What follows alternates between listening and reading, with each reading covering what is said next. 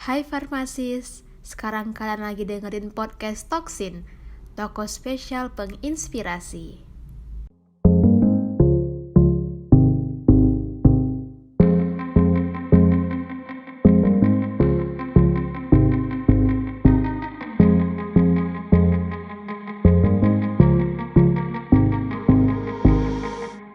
Assalamualaikum warahmatullahi wabarakatuh. Waalaikumsalam warahmatullahi wabarakatuh. Gimana nih kabarnya Kak Adel di tengah liburan semester ini? Alhamdulillah baik nih Kak. Kak Covid sendiri gimana nih kabarnya? Alhamdulillah baik juga nih Kak. Wah, kita sekarang bertemu lagi nih Kak untuk Toksin episode 2. Gimana Kak Adel, apakah sudah siap untuk wawancara dengan narasumber kita di Toksin episode 2 ini? Pastinya semangat dong Kak. Udah semangat juga nih buat tanya-tanya ke narasumber kita nanti. Oke, mantap kalau begitu. Saya juga gak sabar nih Kak, dan tentunya sudah sangat bersemangat untuk wawancara sama narasumber kita nih. Baik, jadi pada podcast Toksin kali ini kita akan membahas sebuah topik yang menarik. Teman-teman semua pernah gak sih berpikir kayak gini? Wah, aku pengen jadi mahasiswa yang produktif nih waktu kuliah, tapi aku bingung mau ngapain aja. Nah, itulah yang akan kita bahas pada podcast kali ini. Gimana sih caranya supaya menjadi mahasiswa farmasi yang produktif? Nah betul banget, tapi sebelum kita ngobrol lebih jauh nih, alangkah lebih baiknya kita kenalan dulu ya. Perkenalkan, saya Aderyasi Anissa selaku staf Departemen PSDM dan rekan saya Muhammad Khofi Al-Yazid selaku staf Departemen PSDM. akan memandu jalannya podcast kali ini. Alhamdulillah narasumber kita sudah datang nih. Kalau begitu mungkin kita bisa langsung mulai saja nih ya Kak, podcast kita kali ini. Sebelum kita masuk ke topik pembahasan kita nih ya Kak Adel, mungkin bisa kita jelasin sekilas nih, kira-kira podcast kita pada kesempatan kali ini tuh membahas tentang apa? Oke, jadi podcast Toksin episode kali ini berjudul Tingkatkan Peluang Karir di Masa Depan, Let's Be a Productive Farm Stud. Sesuai dengan judul podcastnya, maka pada kesempatan kali ini kita akan tanya-tanya nih ke narasumber kita. Kira-kira apa aja sih yang bisa kita lakukan untuk menjadi mahasiswa farmasi yang produktif? Oke, tak kenal maka tak sayang, jadi kita juga mau kenalan dulu nih sama narasumber kita pada podcast Toksin episode 2 kali ini. Kita sapa dulu mungkin ya. Halo Kak, gimana kabarnya? Mungkin bisa Halo, ya, alhamdulillah baik. Alhamdulillah. Mungkin bisa perkenalan dulu nih ya Kak, namanya, terus dulu dari angkatan berapa, sama mungkin sekarang lagi di mana gitu Kak. Oke. Sebelumnya thank you dikasih kesempatan. Nama aku Tari. Ya, sebenarnya Nadia Dini Lestari sih, cuma di kuliah dipanggilnya Tari. Dulu aku angkatan S1-nya itu 2014, terus profesi di Jember juga. Terus sekarang aku dinasnya di Rumah Sakit Bangil, RSUD Bangil. Jadi kalau kalian ada yang PKPA di sana, nanti bakal ketemu aku. Oke, selamat malam Kak Tari. Yes. Oke, alhamdulillah nih ya. Jadi daripada kita berlama-lama nih, jadi kita langsung aja mulai obrolan kita pada malam hari ini. Ngomong-ngomong nih tentang topik kita, let's be a productive farm stud. Kira-kira menurut Kak Tari nih, definisi mahasiswa yang produktif itu seperti apa sih Kak? Sebenarnya kalau menurut aku yang namanya produktif itu tergantung tolak ukur dari kita sendiri gitu ya.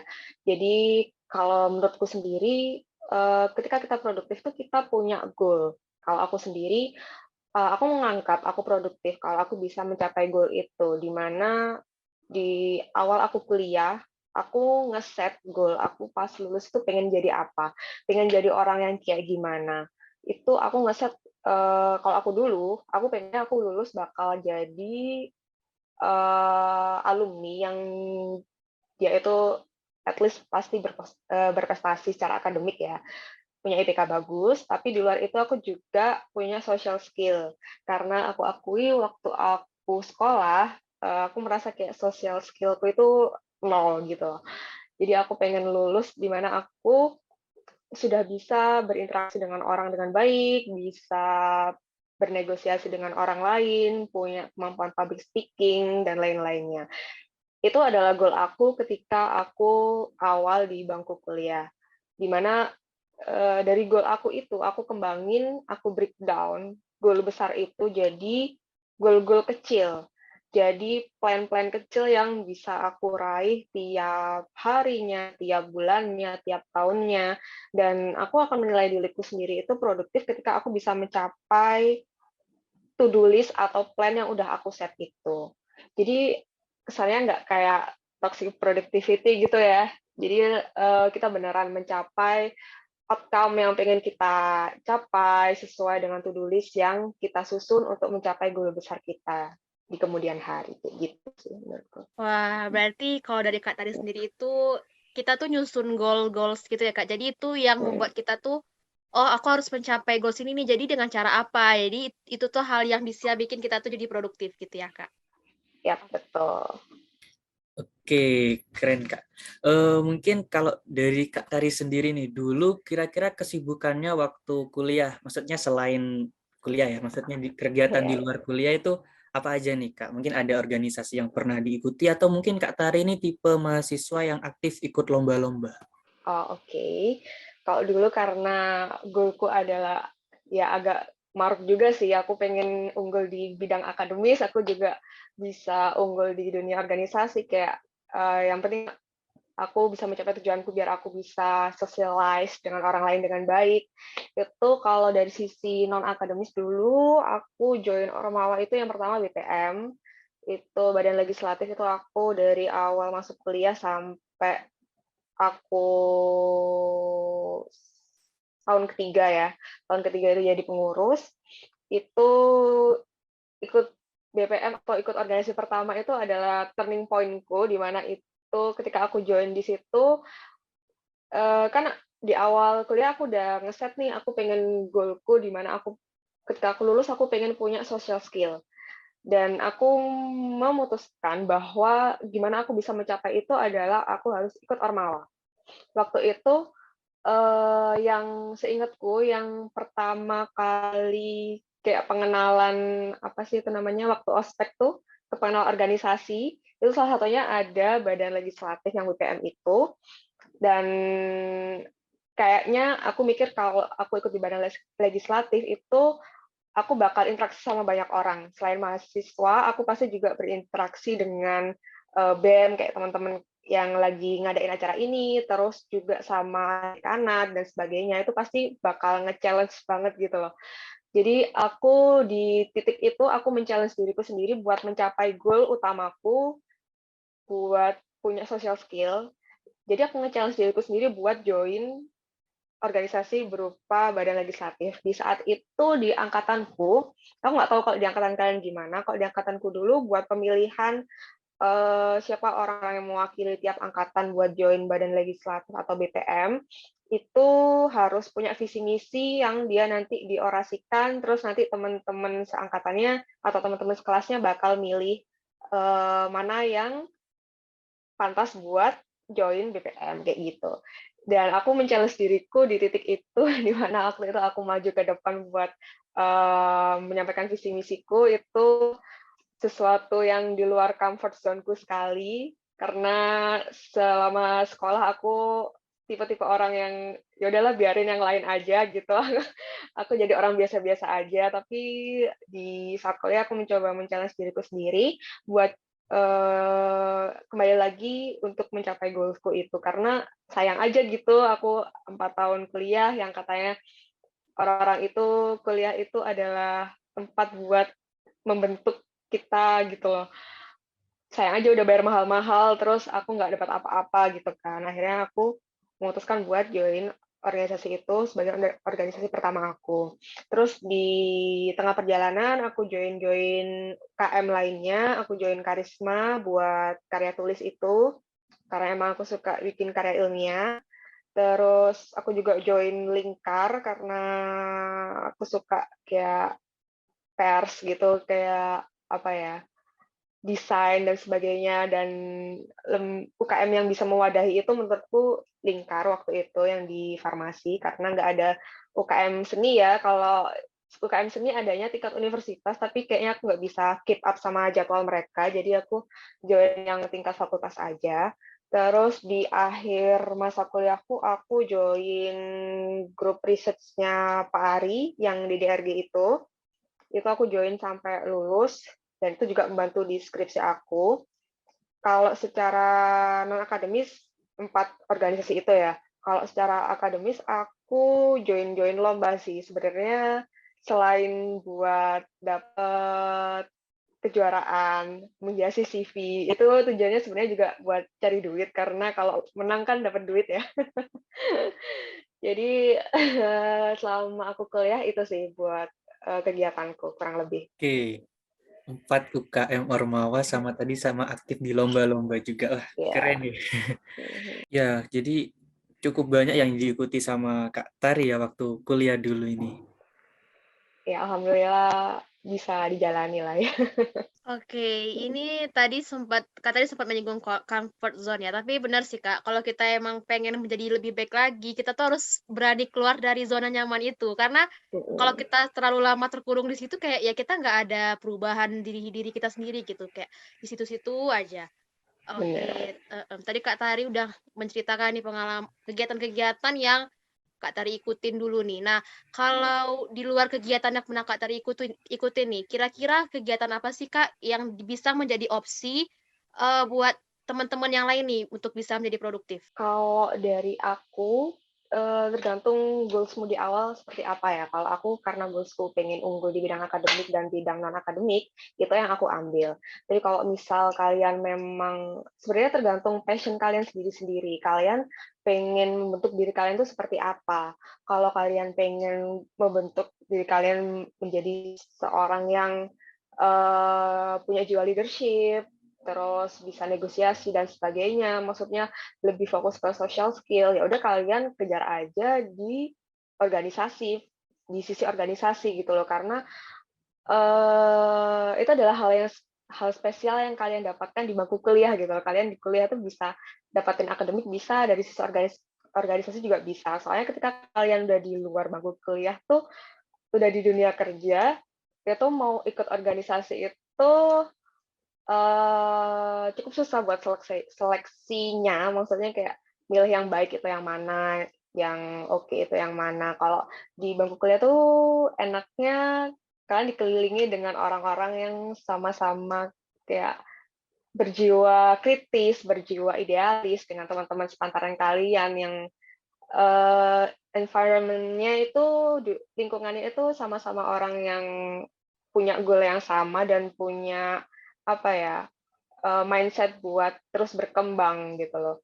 Jadi menurutku seenggaknya, walaupun kalian pengen punya goal di bidang akademik, walaupun kalian pengen, pengennya kayaknya waktu kuliah jadi mahasiswa kupu aja biar akademikku, ke-boost up gitu ya, biar akademikku unggul gitu, tapi seenggaknya menurutku kalian tetap harus join organisasi sih waktu di, masa kuliah, karena itu cukup melatih social skill kalian, karena kalian nanti kalau udah lulus, udah kerja, itu yang kalian butuhin.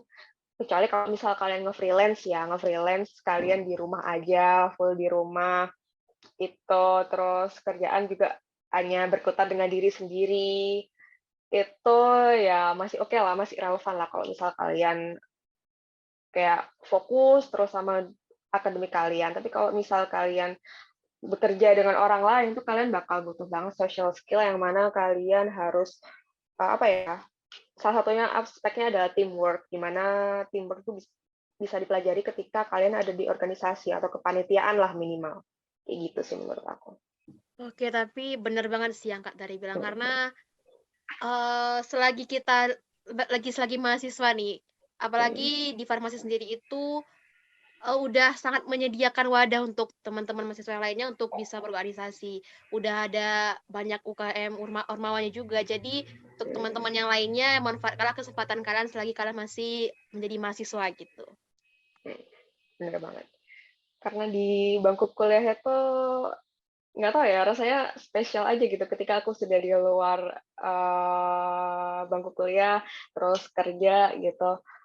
Kayak, kalau di bangku kuliah kan selain mengejar akademik kan aku bisa organisasi gitu ya, ketemu orang banyak, terus, interaksi, negosiasi, bikin event, ada kegiatan. Tapi ketika aku di dunia kerja, ya udah setelah kerja, ya selepas kerja ya terserah mau ngisi apa gitu, mau join organisasi juga.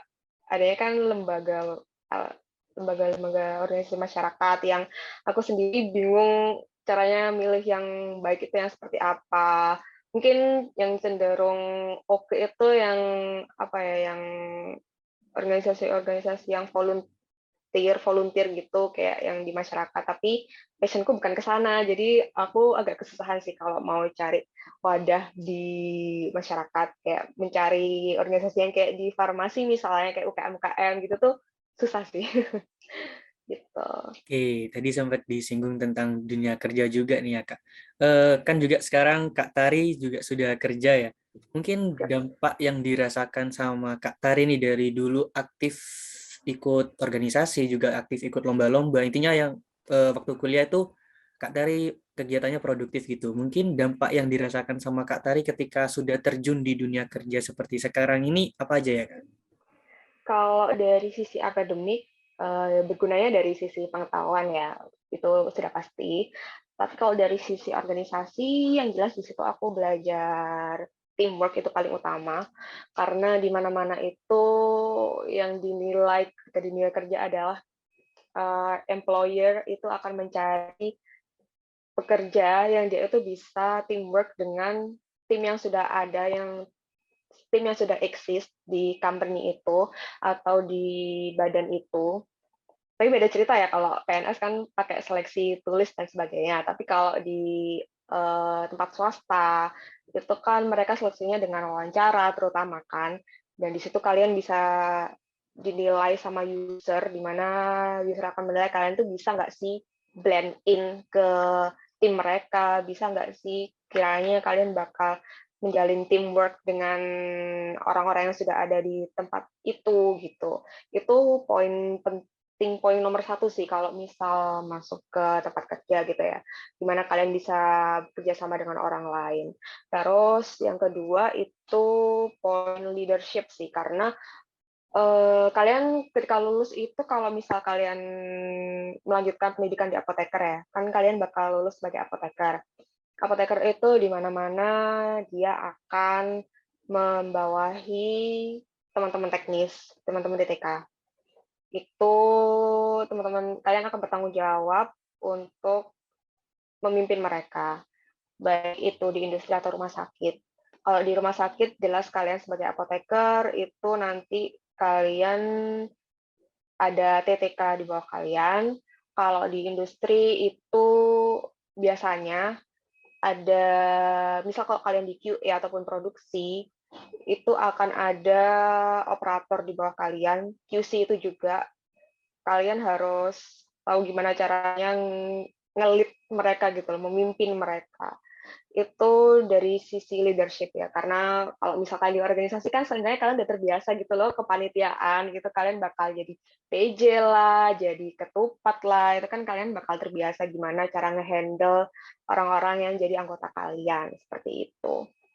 Terus di sisi lain yang ketiga itu sih yang aku pelajarin dari masa-masa berorganisasi adalah gimana cara negosiasi dengan orang lain, terus gimana juga cara ngehandle orang lain kayak gitu dengan santun tapi tetap bisa tersampaikan maksud kalian dengan baik.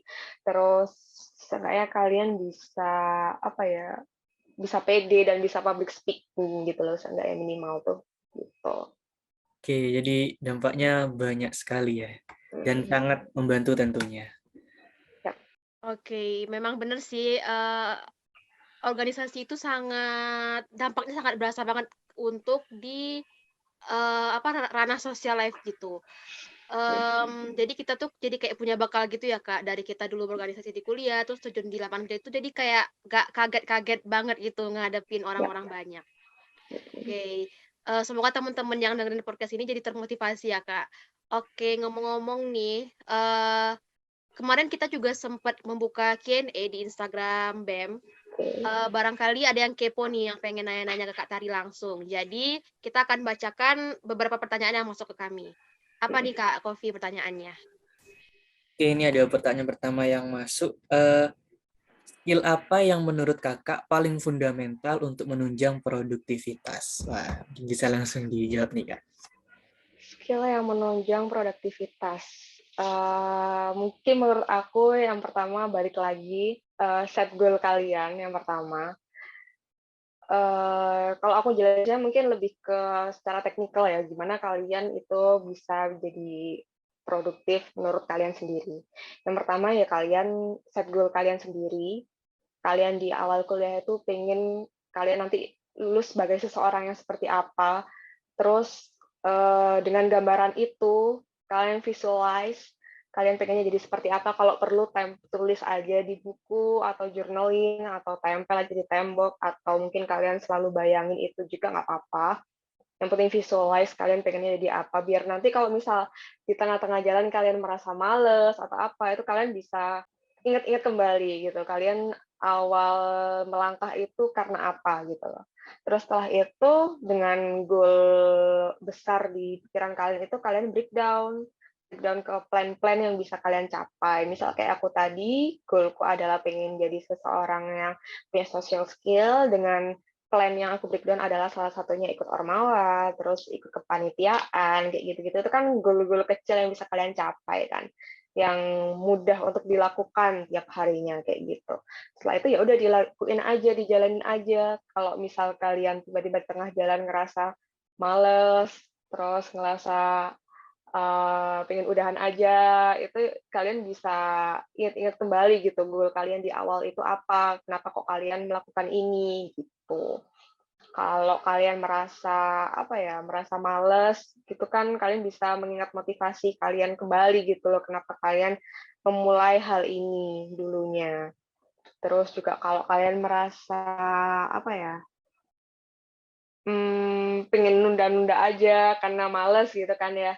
Itu selain ngelihat goal kalian di awal, itu juga kalian apa ya, minimalize distraksi di sekitar kalian sih. Kalau aku di sisi akademik, misal ketika aku harus mentargetkan diriku buat mencapai nilai-nilai yang baik, itu aku harus belajar tentunya. Dimana kalau belajar tuh biasanya banyak distraksi ya, entah itu yang main HP atau yang main apa. Jadi ketika aku ngeset diriku untuk mencapai planku untuk belajar untuk mendapatkan nilai A, itu aku ketika belajar harus meminimalize distraksi itu dengan misalnya HP-ku aku matikan atau aku taruh di tempat yang tidak terjangkau, misal di atas lemari, kan aku males kan ngambilnya kalau di sana, kayak gitu-gitu sih. Kurang lebih sih seperti itu, menurut aku. Oke. Tadi juga ya mungkin tadi sebenarnya juga ada pertanyaan tentang mindset ya Kak. Tapi Nah, ya. sepertinya sudah dijawab barusan juga. Oh, oke. Ya, ya, ya. Sebenarnya ada pertanyaan gimana mindset Kakak dalam menjaga produktivitas. Tadi sebenarnya sudah terjawab ya sekalian. Itu gimana Oh, ya. cara kita untuk ingat-ingat lagi tujuan awal kita itu apa dan dengan begitu mungkin kita bisa lebih termotivasi ketika mungkin kita berada di titik terendah ya mungkin lagi capek-capeknya kita bisa ingat-ingat lagi tujuan kita untuk kita memulai lagi menggapai apa yang kita inginkan. Ya, benar. Oke, itu tadi pertanyaannya lumayan banyak, tapi rata-rata itu mengarah ke 2 pertanyaan itu, Kak. Jadi untuk Q&A, sesi Q&A-nya udah. Jadi mungkin dari Kak Kofi masih kepo lagi nggak nih tentang gimana sih produktif itu, atau kepo tentang Kak Tarinya nih, mungkin bisa ditanyain lagi nih, Kak Kofi. Oke, boleh nih. Dengar-dengar nih Kak Tari dulu ikut program pertukaran pelajar ya Kak.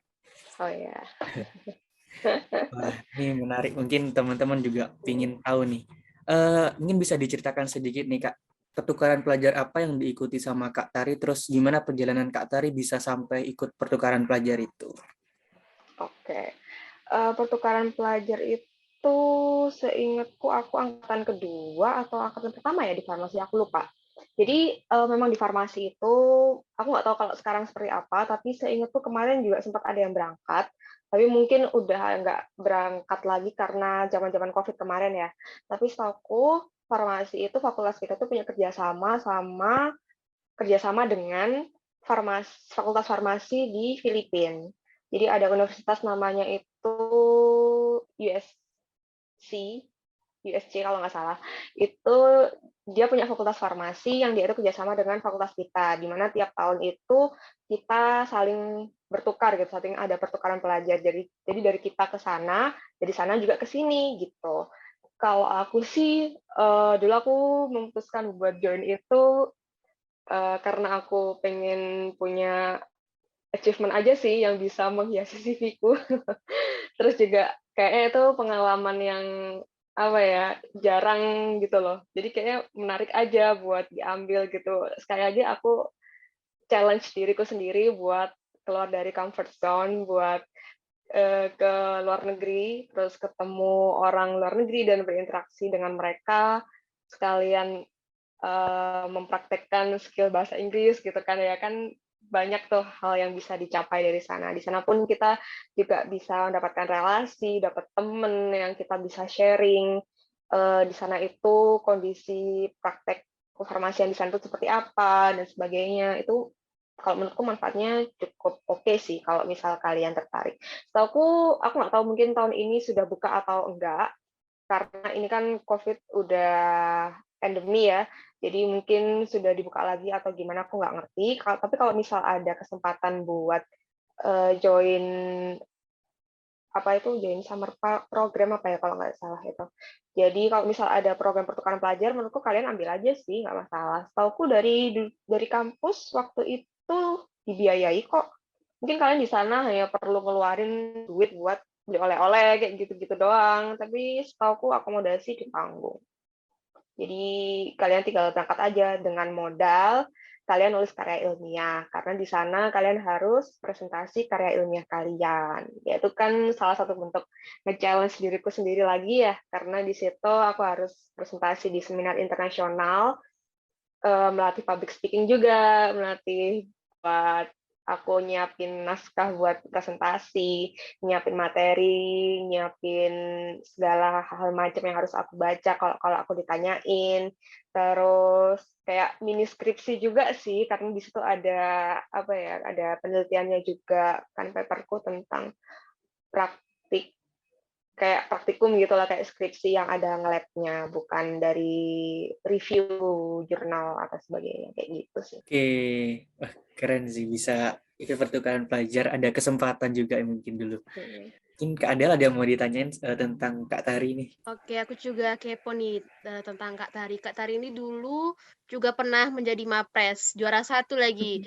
Wah, dari tadi banyak kegiatan, ikut organisasi, ikut lomba segala macam, tapi Kak Tari juga bisa jadi Mapres nih. Nah, bisa diceritain nggak sih Kak, gimana sih kok dulunya bisa jadi Mapres gitu?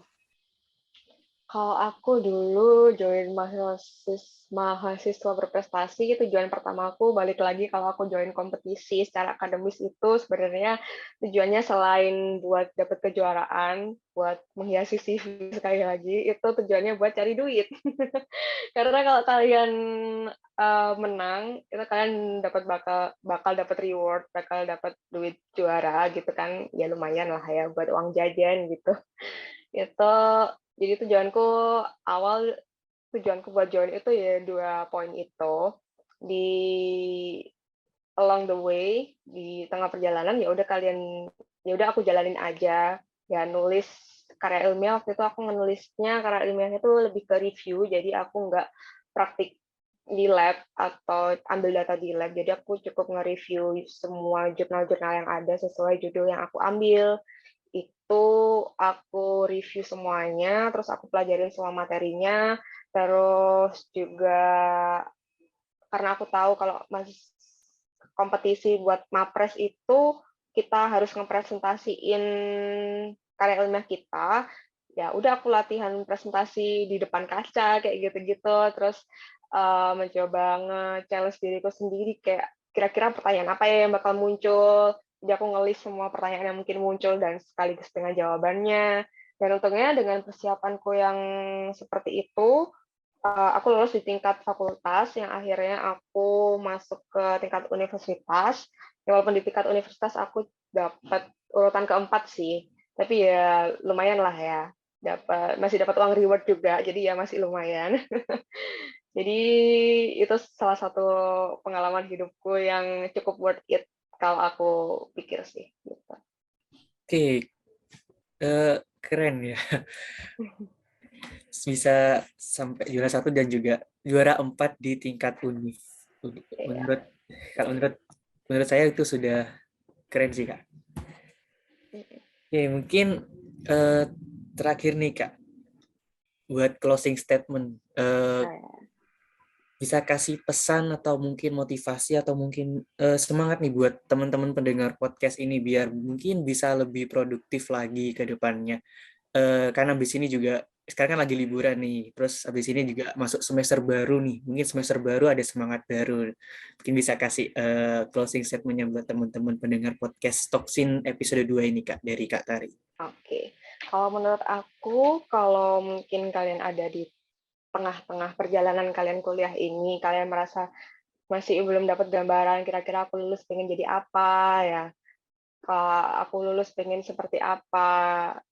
Menurutku manfaatkan waktu liburan ini kalian buat apa ya, kontemplasi gitu lah, buat merenungkan keputusan hidup kalian gitu loh. Karena masa kuliah itu ya mungkin kalian karena masih menjalani masa kuliah ya, jadi ngerasa kayak ah masih panjang. Tapi ketika kalian tuh udah lulus, kalian bakal ngerasa kok ternyata kuliah itu cepet banget, dan kalian akan menyayangkan kalau kalian melewatkan banyak hal di bangku kuliah itu. Menurutku ambil segalanya yang bisa bermanfaat buat kalian di bangku kuliah, entah itu kalian mau mengembangkan diri di sisi apa, entah itu akademis, non-akademis, atau mungkin kalian mau mengembangkan diri dengan kerja sampingan atau seperti apa, itu terserah kalian. Menurutku kalian balik lagi set goal kalian untuk mengarahkan hidup kalian pengennya seperti apa. Walaupun goal itu tidak harus, misal aku pun dulu waktu di tengah-tengah kuliah, itu aku nggak ngerti aku lulus mau kerja di mana, pengen kerja di mana. Jadi aku ngeset goalku sendiri itu cuma sekedar ya udah aku lulus pokoknya pengen lulus dengan nilai yang bagus, IPK di atas 3, dan aku pengen punya social skill, udah itu aja. Goalku cuma di itu aja, yang kemudian aku breakdown jadi plan-plan kecil yang aku gapai tiap hari, tiap bulan, tiap tahunnya, yang mana harus konsisten buat mencapai itu. Dan kalau mau menghindari malas ya udah diingat lagi goalnya itu seperti apa, terus cari juga lingkungan yang menurut kalian nyaman buat misal mencapai goal kalian. Misal kayak kalau mau belajar cari lingkungan yang nyaman buat kalian, misal kalau aku sih mencari tempat yang sepi ya, tapi ada juga orang-orang yang dia itu justru mencari tempat yang rame karena butuh noise di sekitar mereka. Itu beda-beda tiap orang. Terus juga kelilingi diri kalian dengan orang-orang dengan goal yang sama. Misal kayak kalau misalnya goal kalian di sisi akademik, ya udah kelilingi diri kalian dengan orang-orang yang sama-sama ambis dalam sisi akademik, misal kayak gitu. Itu akan apa ya, memicu jiwa kompetitif kalian itu, karena apa ya, primal instinct gitu ya. Kayak itu akan membantu kalian untuk sama-sama berorientasi untuk terus berkembang kayak gitu. Terus menurutku sih kalau dalam hidup itu yang paling utama adalah yang penting kalian punya goal yang ingin kalian capai.